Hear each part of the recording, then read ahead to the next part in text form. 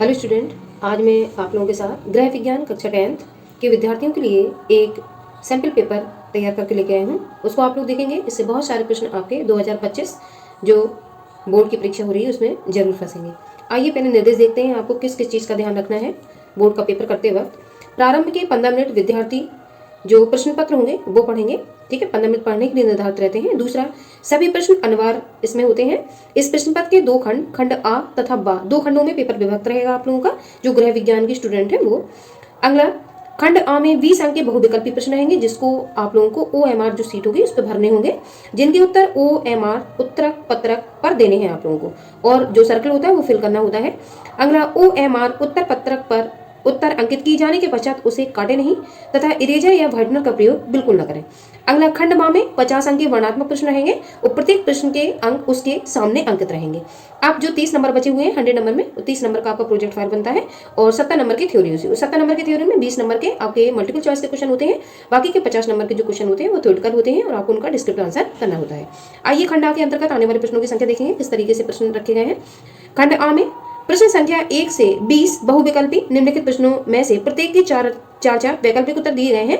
उनमें से सही विकल्प चुनकर उन्हें क्रमवार अपनी उत्तर पुस्तिका में आपको लिखना है। पहला प्रश्न है, एक स्वस्थ मनुष्य के शरीर का तापमान जो होता है वो कितना होता है। 1 नंबर का ये प्रश्न है। इसको आपको OMR शीट में सर्कल फिल करना है, जिसमें पहला है 94 डिग्री फ़ारेनहाइट, दूसरा 96 डिग्री फ़ारेनहाइट, अगला 98.4 डिग्री फ़ारेनहाइट, अगला है 98 डिग्री फ़ारेनहाइट।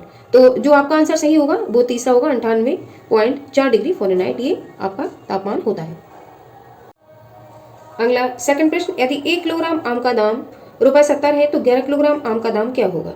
तो जब ज़्यादा पूछते हैं, ज़्यादा संख्या में या ज़्यादा किलोग्राम का आंसर देना, तो हमें इसका गुणा करना होता है। तो हम 70 किलोग्राम में 11 का गुणा कर देंगे, जिससे आपकी संख्या निकल के आ जाएगी, जो कि आएगी 770। अगला, ऊनी वस्त्र धोने के लिए किसका प्रयोग करना चाहिए। तो ऊनी वस्त्र धोने के लिए रीठे के घोल का प्रयोग करना चाहिए। ठीक है, ये आपने कोर्स में पढ़े हुए प्रश्न होंगे आपके। मच्छर कौन सा रोग फैलाते हैं। तो मच्छर मलेरिया रोग फैलाते हैं, इसका ये सही आंसर हुआ। अगला, बर्फ की टोपी का प्रयोग करते हैं अधिक रक्तदाब में, तीव्र दर्द में, तीव्र ज्वर होने पर, ये सभी। तो इसका तीसरा आंसर सही होगा, तीव्र ज्वर होने पर। अगला, 1 किलोग्राम सेब का दाम 80 रुपए है तो 5 किलोग्राम सेब का दाम क्या होगा। तो सेब का दाम ज़्यादा पूछा गया 5 किलोग्राम का, तो हम 80 में 5 का मल्टीप्लाई करेंगे, जिससे आपकी संख्या निकल के आ जाएगी 8×5 = 40, ये 400 रुपये। अगला, उबालने से जल की कौन सी कठोरता दूर की जा सकती है। तो उबालने से जब जल को हम उबालते हैं तो दोनों प्रकार की कठोरताएं जल की दूर की जा सकती है, स्थायी और अस्थायी। तो ये सी आंसर आपका सही हुआ। अगला प्रश्न देखेंगे, 8वां, संक्रामक रोग फैलाते हैं। तो संक्रामक रोग जो फैलता है, संक्रामक रोग उनको कहते हैं जो एक दूसरे से प्रत्यक्ष रूप से या टच करने से ये रोग फैलते हैं, उनको संक्रामक रोग की श्रेणी में हम रखते हैं। वायु द्वारा, जल द्वारा, संपर्क द्वारा, ये तीनों तरीके से स्प्रेड होते हैं। अगला, हमारे स्वास्थ्य के लिए किस प्रकार का प्रदूषक हानिकारक है। प्रदूषण, जल प्रदूषण, वायु प्रदूषण, ध्वनि प्रदूषण, तीनों ही प्रदूषण जो है वो हमारे स्वास्थ्य के लिए हानिकारक है, तो ये सभी सही होगा। कठोर जल में कौन से लवण घुले हुए रहते हैं। तो कठोर जल में कैल्शियम के लवण घुले हुए रहते हैं। अगला, घर के किस भाग की सज्जा को सर्वाधिक महत्व दिया जाता है। तो जहाँ हमारे गेस्ट आकर बैठते हैं तो ड्राइंग रूम में, ठीक है, सर्वाधिक महत्व दिया जाता है साज सज्जा का, ड्राइंग रूम है, इसको बैठा कहते हैं। अगला, 10 संतरों का मूल 45 रुपये है तो 15 संतरों का मूल क्या होगा। तो 10 संतरों का मूल 45 रुपये है तो पहले हमें एक संतरे का मूल निकालना होगा। तो इस तरीके से हम 10 का भाग 45 में लगाएंगे, जिससे 4.5 आपकी संख्या आएगी। फिर जब एक का हमें मिल जाएगा तो 15 पूछा गया तो 15 का मल्टीप्लाई कर देंगे, तो जब इसका मल्टीप्लाई करेंगे तो ये वाला सी आंसर आपका सही आएगा। अगला, मासिक बजट बनाना आवश्यक है। तो मासिक बजट या महीने का बजट हमें क्यों बनाना चाहिए। तो आय व्यय के संतुलन के लिए हमें मासिक बजट जरूर बनाना चाहिए। अगला, ATS अथवा टिटवैक का इंजेक्शन किस रोग में बचाव के लिए लगाया जाता है। तो ये ATS का जो इंजेक्शन होता है वो टिटनेस के रोग में लगाया जाता है। अगला, मधुमेह रोग किस तत्व की अधिकता से होता है। तो मधुमेह रोग जो होता है शुगर जिसको कहते हैं, शर्करा का कारण होता है।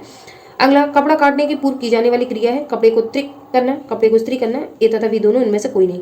तो कपड़े को काटने से पहले हमें उसकी इस्त्री करनी चाहिए, तो ये सही आंसर हुआ। अगला प्रश्न, भोजन परोसने के लिए प्रयोग करना चाहिए। तो भोजन परोसने के लिए हमें परोसने वाली चम्मच का प्रयोग करना चाहिए। अगला, थर्मामीटर की सहायता से हम पता लगाते हैं। तो थर्मामीटर की सहायता से हम शारीरिक तापमान का पता लगाते हैं। अगला, खूंटी धुराग्र संधि पाई जाती है। तो धुराग्र जो संधि होती है खोपड़ी में पाई जाती है। अगला, मनुष्य के शरीर में कुल कितनी अस्थियां होती हैं। तो मनुष्य के शरीर में कुल 206 अस्थियां होती हैं। अगला निर्देश प्रश्न संख्या 21 से 26 तक अति लघु उत्तरीय प्रश्न है। प्रत्येक प्रश्न का उत्तर अधिकतम 25 शब्दों के अंतर्गत लिखना है। 25 शब्द का मतलब है कि आपको 10 या 12 लाइनें लिखनी है और प्रत्येक प्रश्न के आंसर आपको 2 अंक मिलेंगे प्रत्येक प्रश्न करने पर। अगला प्रश्न देखेंगे 21 से 26 तक। रेखांकित चेक किसे कहते हैं? ये बैंक से रिलेटेड प्रश्न है। अगला हल्दी का धब्बा किस प्रकार छुड़ाया जाता है? तो ये 2 नंबर का प्रश्न है, इंपॉर्टेंट है। गरारे करने के लिए गरारे करने से क्या लाभ होते हैं? गले में जो गरारे किए जाते हैं गर्म पानी नमक डालकर, क्या लाभ होता है ये आपको लिखना है। अगला रसोई घर में संवातन की उचित व्यवस्था क्यों होनी चाहिए? ठीक है, संवातन मतलब वायु से रिलेटेड प्रश्न है। अगला 25वां प्रश्न, सिलाई मशीन के 2 लाभ लिखिए, 2 अंक का प्रश्न है। अस्थि भंग के केवल नाम लिखिए। तो अस्थि जब टूट जाती है तो उस वक्त के केवल नाम लिखने होते हैं, 2 नंबर में ये लिखना है आपको। अगला प्रश्न निर्देश पढ़ेंगे पहले। प्रश्न संख्या 27 से 31 तक लघु उत्तरीय प्रश्न है। इनके प्रत्येक खंड का उत्तर अधिकतम 50 शब्दों के अंतर्गत लिखना है और प्रत्येक प्रश्न आपका 4 अंक का होगा। अब प्रश्न देखेंगे, मानव शरीर में बाहु की अस्थियों का बहुमता भुजा का वर्णन चित्र की सहायता से कीजिए, 4 अंक का है।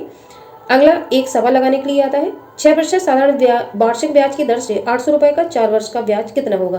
तो इसमें साधारण ब्याज का, ठीक है, सूत्र लगा के इसको सवाल को करना होता है। अगला हैजा रोग के लक्षण तथा बचाव के उपाय लिखिए।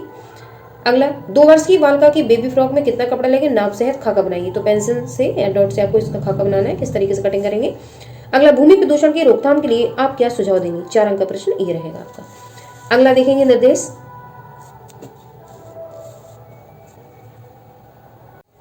अगला प्रश्न 32 से 34 तक विस्तृत उत्तरीय प्रश्न है। प्रश्न संख्या 32 से 33 के विकल्प दिए गए, प्रत्येक प्रश्न के एक ही विकल्प का उत्तर लिखना है। प्रत्येक प्रश्न के उत्तर 100 शब्दों के अंतर्गत लिखिए। ये आपका 6 नंबर का लॉन्ग क्वेश्चन है, ठीक है, ये आपको लिखना है। 6 नंबर के आपके 3 ये लॉन्ग क्वेश्चन दिए गए और बीच में अथवा लगा हुआ है, तो आपको सिर्फ एक प्रश्न ही इसका, जो 32वां प्रश्न है दोनों में चॉइस दी गई, 33वां प्रश्न है और फिर इसके बाद आपका 34वां प्रश्न है, सब में आपको चॉइस मिलेगी। अब देखते हैं, पहला प्रश्न 6 अंक का ये हुआ, 6 अंक का ये हुआ और 6 अंक का ये हुआ। 6 6 12 36 18 नंबर के प्रश्न आपके लॉन्ग क्वेश्चन रहते हैं। अगला प्राकृतिक एवं कृत्रिम श्वसन से आप क्या समझती हैं? कृत्रिम श्वसन की किसी एक विधि का वर्णन कीजिए, 6 अंक का है। इसमें आपको चॉइस दी गई, नीचे दिया गया है। अर्ध तरल आहार क्या है? इसकी आवश्यकता कब पड़ती है? किसी एक प्रकार के तरल आहार को बनाने की विधि लिखिए। तो या तो आप ऊपर वाला करिए या फिर नीचे वाला करिए, इन दोनों में आपको चॉइस दी गई, बीच में अथवा लगा हुआ है। तो ये 6 नंबर का लॉन्ग क्वेश्चन है। अगला, और 6 नंबर के लॉन्ग क्वेश्चन में आपको 100 शब्द से कम नहीं लिखना है। अगला, संधि किसे कहते हैं? संधियों के प्रकार लिखने हैं, ठीक है, संधि अस्थि को कहते हैं। या पर्यावरण प्रदूषण के विभिन्न कारण लिखिए, तो दोनों में से कोई एक करना है आपको। फिर अगला प्रश्न दिया गया है 34वां, बचत किसे कहते हैं? बचत करने के तरीकों के नाम लिखिए और इसके क्या लाभ है, तो आपको ये लाभ भी लिखने हैं। और 34वें प्रश्न में आपको चॉइस नहीं दी गई है,